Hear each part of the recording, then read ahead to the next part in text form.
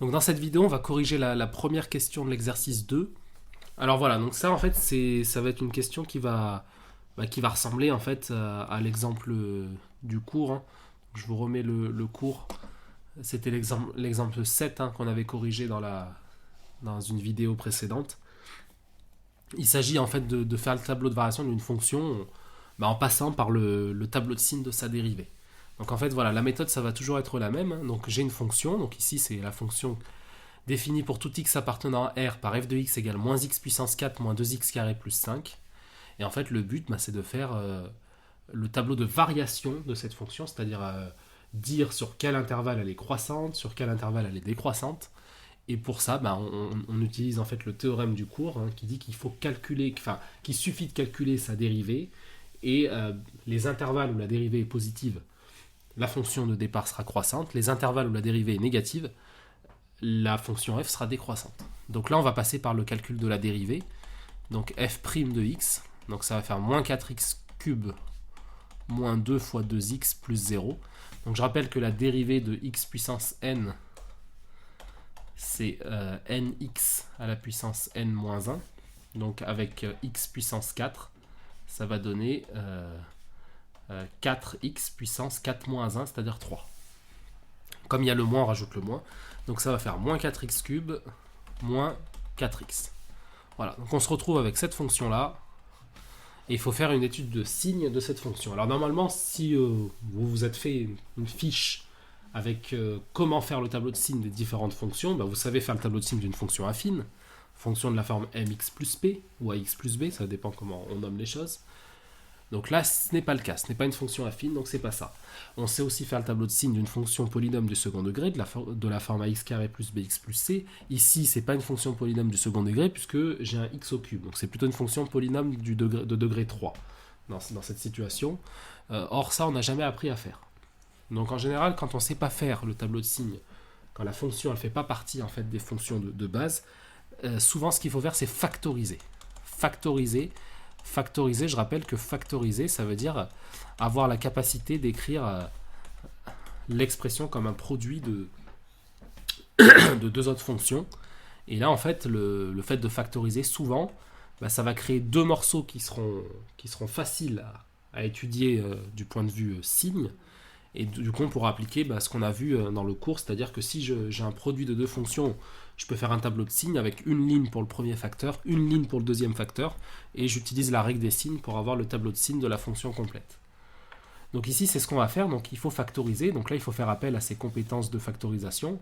Alors je rappelle que x au cube, ça veut dire en fait x fois x fois x, donc peut-être que le fait d'écrire les choses comme ça va nous montrer en fait les facteurs communs. Et ici, on voit en fait qu'on a clairement un facteur commun, c'est moins 4x. Donc, comme j'ai moins 4x ici, ce que je vais pouvoir faire, je vais pouvoir dire que c'est moins 4x facteur de quelque chose. Donc, je vais pouvoir le mettre en facteur. Pourquoi? Parce qu'en fait, l'idée, c'est que quand on redéveloppe en fait derrière, on doit retrouver ce qui est en haut. Alors, si je veux passer de là à là, du bas en haut, donc qu'est-ce qu'il faut mettre dans la parenthèse pour retrouver ce qu'on a en haut? Là, c'est très simple. Il faut mettre x fois x ici. Effectivement, quand vous redéveloppez, ça va faire moins 4x fois x, et vous allez bien retrouver l'expression qui est là. Et ensuite, moins 4x, il faut multiplier par quoi pour retrouver le moins 4x? Par 1. Donc plus 1, parce que si je fais moins 4x multiplié par plus 1, je vais bien retrouver moins 4x. Donc en fait, quand on factorise, on se rend compte en fait qu'on a moins 4x facteur de x carré plus 1. Voilà, donc là ce qu'on va faire, on a un produit, donc on peut faire un tableau de signes.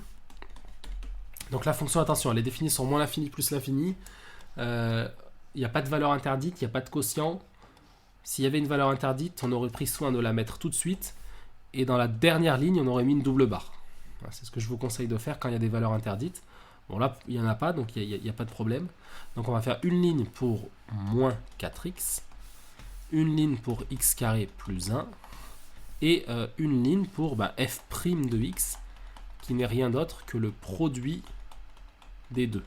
Donc vous voyez, le fait que ce soit le produit des deux, ça fait que je peux étudier le signe de la fonction. Et ensuite, on fera une dernière ligne où on mettra f, la fonction de base, pour avoir les variations de cette fonction. Hein, c'est quand même le but de l'énoncé. Alors on y va, bon. Voilà, donc ça je peux effacer le surplus.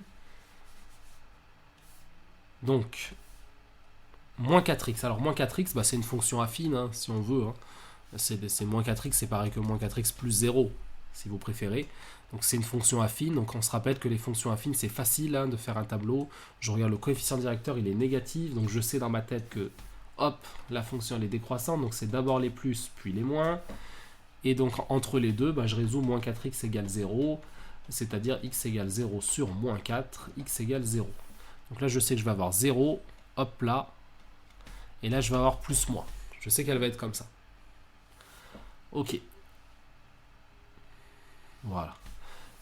Alors, éventuellement, ce qu'on peut faire, hein, c'est ne pas forcément avoir à l'idée que c'est plus-moins, mais éventuellement, s'il y a d'autres compartiments, on va devoir répéter les plus. Donc peut-être les mettre au crayon de papier. Ensuite, x carré plus 1. Alors pour faire le tableau de signes de x carré plus 1, il y a deux façons de voir les choses. Première façon, c'est de dire, c'est une fonction polynôme du second degré, donc elle est de la forme ax carré plus bx plus c, avec a égale 1, b égale 0, c égale 1. Donc on peut faire le tableau de signes en passant par le calcul du discriminant delta, et puis le signe du coefficient qui est devant x carré. Ou sinon on peut se dire tout simplement que x carré c'est tout le temps positif, quel que soit x. Pour n'importe quel x c'est positif puisque c'est un carré. Et quand je le additionne 1, bah, c'est aussi positif. Donc là on peut dire tout simplement que pour tout x appartenant à R, x carré est positif. Donc plutôt on peut le mettre comme ça. X carré est positif. Donc si je le rajoute 1, bah, c'est encore mieux, enfin entre guillemets. Je le rends pas négatif. Donc du coup, bah, son tableau de signes, lui, c'est un gros plus, des plus partout à tous les endroits. Voilà, donc une fois qu'on a fait ça, bon, bah, on se rend compte qu'il n'y a pas de compartiment supplémentaire, donc finalement, voilà, on peut laisser la première ligne telle qu'elle, et ensuite on remplit f' par la règle des signes. Plus par plus, ça fait plus, moins par plus, ça fait moins. Si je remplace x par 0, bah, ça va faire 0 fois quelque chose, et donc ça va faire 0, et voilà. Ah oui, donc là, la ligne, je vous conseille de ne pas la prolonger en général pour la fonction f. Voilà.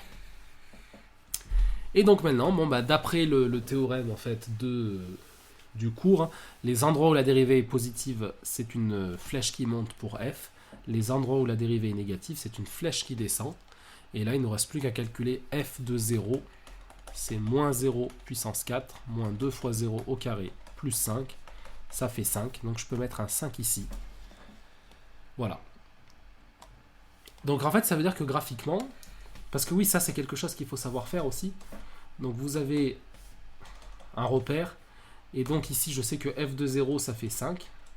Et donc en fait on sait que la fonction elle va faire un truc à peu près comme ça, elle va monter, et puis elle va descendre comme ça. Voilà, il faut savoir en fait à partir d'un tableau de variation, être capable de faire un petit schéma de la courbe représentative à main levée, hein, de la courbe représentative de la fonction f.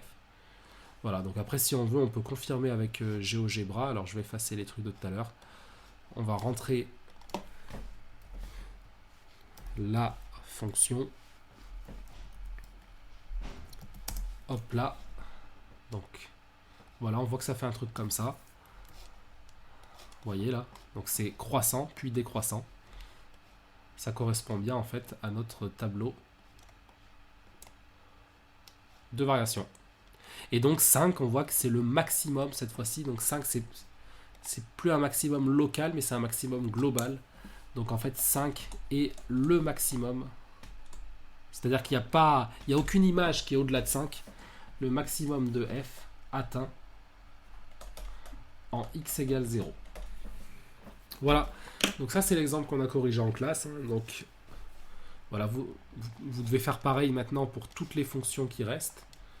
C'est-à-dire on la dérive, on fait le tableau de signes de la dérivée, et ensuite on en déduit les variations. Donc attention, pour l'exercice 2 par exemple, quand on dérive, c'est un quotient, donc il faudra appliquer la formule u sur v.